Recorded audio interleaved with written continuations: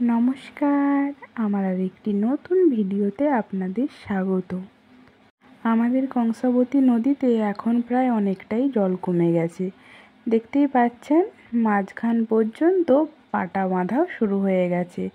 আর 2-3 দিনের মধ্যে পুরো পাটা রেডি হয়ে যাবে। আজকে দুপুরে রান্না করছিলাম বরবটির চচ্চড়ি। প্রথমে বরবটি আর আলুকে একটু সিদ্ধ করে একটু ভাজা ভাজা হয়ে আসার পরই বান্না জল ঢেলে দিয়েছিলাম। তারপর একটু সামান্য জল দিয়ে একটু সিদ্ধ হতে দিলাম।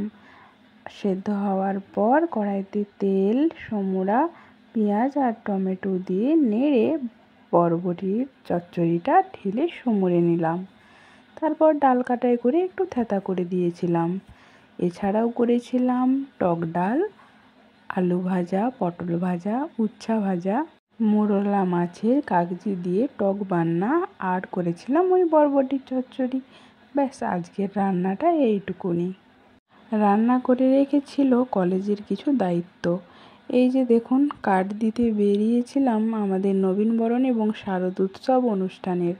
বৈকুণ্ঠপুর, হরিনারায়ণপুরের বিশিষ্ট ব্যক্তিবর্গ এবং স্কুলগুলোতে গিয়েছিলাম কার্ড দিতে। গিয়ে দেখলাম আমার ননদও সেইখানেই পড়ে। এই যে টাটা করতে শুরু করে দিয়েছে। তারপর রাত্রিতে হয়েছিল পিঠে। ব্যাস, আজকের দিনটা এই রকমভাবেই শেষ হলো। টাটা।